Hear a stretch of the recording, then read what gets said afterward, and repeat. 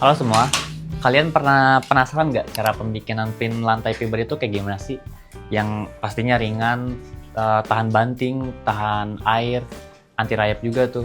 Gimana sih prosesnya? Kali ini tuh gue bakal ngajak kalian semua buat ngeliat cara proses pembikinan pin lantai fiber. Oke, mari sini. Dari awal mula dibikin sampai jadinya kayak gimana?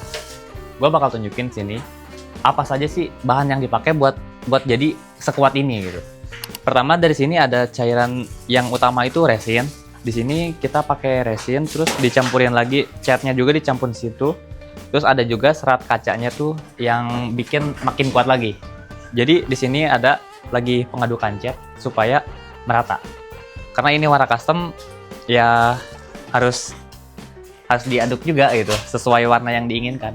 Karena kita bisa buka warna custom juga, tergantung kalian maunya warna apa. Ini jadi proses buat pembersihan cetakannya dulu nih. Sebelum nanti dijelput, cetakannya dibersihkan dulu, terus udah ini baru dijelput. Pendasaran awal. Ditambahkan juga buat pengerasnya supaya biar cepat kering. Nah, jadi ini proses pendasaran awal. Nanti akan dua kali jelput supaya lebih rata. Ini teman-teman buat proses pendasaran kedua kali supaya nggak ada yang rongga-rongga yang bolong. Nanti bakal hasilnya tuh buat supaya mulus lagi. Nanti setelah ini bakal akan ditambahin lagi serat kacanya itu yang bikin pengerasnya. Di sini kan ini baru satu lembar aja ya. Nanti bakal ditambahin lagi 2 lembar supaya lebih kuat lagi. Ini buat pendasaran aja awalnya, sama seperti kayak sebelumnya. Jadi dasarnya. Sekarang lagi proses pencocokan yang pertama, tahap pertama. Di sini bisa dilihat nih. Kenapa kita pakai 1 lapis dulu pertamanya? Karena supaya lebih nempel ke dasarnya.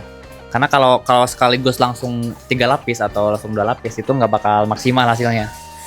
Bisa dilihat dari sini nih. Bakal dibentuk dulu. Secara bentuknya kayak gimana nanti bakal nyatu sama dasarnya.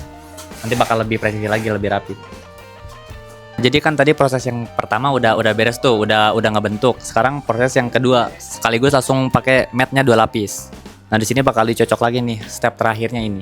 Biar lebih kuat lagi dan tentunya pasti presisi karena dari awalnya sudah ngikutin bentuk dari yang awal. Dari cetakannya udah ngebentuk. Nah, di sini tinggal dibentuk ulang lagi. Nah, ini kan buat yang lurus-lurusnya ya, yang buat panjangnya. Di sini ada bagian yang buat sudutnya nih. Ini lagi dibersihin juga, nanti bakal di mirror supaya lebih licin. Lagi ini proses molding buat yang sudutnya. Ini harus diperhatiin nih, harus rapi juga. Kalau nggak rapi nanti hasil akhirnya tuh kurang presisi. Jadi kita bakal ngobrol nih sama yang cetaknya nih. Jadi ini lagi ngapain bang? Ya lagi proses penjelputan. Yang jalput ke yang keberapa ini? Yang kedua kali buat lebih rata sih. Lebih rata lagi ya, supaya tebal ya. Nanti sehabis ini bakal dipasangin apa lagi bang? Pasangin mat atau serat kaca. Oke, nanti setelah ini bakal dipasangin mat supaya lebih kuat lagi. Di sini bakal dipasangin serat kaca yang tadi gue bilang. Supaya lebih kuatnya nanti ini dipakai berapa lapis bang? Untuk sudutnya 2 lapis, untuk yang lurusnya 3 lapis. Oke, jadi sudutnya 2 lapis tuh udah kuat ya. Nanti bagian atasnya tuh yang lurusnya panjang dipakein pakai 3 lapis. Nah, ini di bagian lagi ngapain nih bang? Ini pembalutan resin terakhir nih. Nyocok ya, kalau bahasa Sundanya dicocok. Oke. Nyocok katanya tuh, lagi di penjatuhan lah, disatukan antara yang pertama sama yang ini nih supaya kuat. Nah, jadi di sini ada yang udah jadi, ini udah kering, bagian tahap pemotongan. Nah, karena jadi yang kayak gini tuh bakal dipotong supaya pas sama cetakannya ya. Nah, bisa dilihat sini lagi dipotong. Di sini bakal gue liatin nih proses hampir jadinya nih kayak gimana. Nih bang lagi ngapain ini bang? Proses pemotongan. Proses pemotongan katanya nih. Sama kayak yang sudut yang gue awal jelasin juga tuh. Nah, gue kasih alasan juga kenapa harus dipotong karena kalau nggak cepet-cepet dipotong kayak gini bakal mengeras. Itu bakal lebih susah lagi dipotongnya. Harus pakai mesin. Nih, kalian kan pasti penasaran ya. Kalau sabit ini kan udah jadi dicetak nih. Cuma kan ini belum bisa dipakai karena harus ininya dirapiin dulu pinggirannya. Kita bakal tanya nih sama orang yang ngegosoknya nih. Nih bang, lagi ngapain nih bang? Nah, Lagi ngapain nih? finishing terakhir gosok Finishing terakhir lagi ngegosok katanya. Supaya apa digosok? biar lebih itu bagus tuh.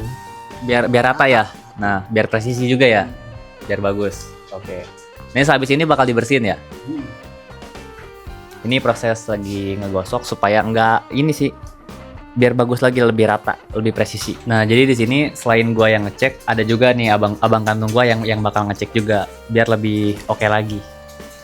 Gimana pengecekannya? Sejauh ini prosesnya alhamdulillah bagus ya. Jadi barang sebelum kita Kirim ya. kirim atau kita di packing, biasanya kita ada pengecekan dulu nih. Kita review nih, sejauh ini barangnya layak dikirim apa enggak.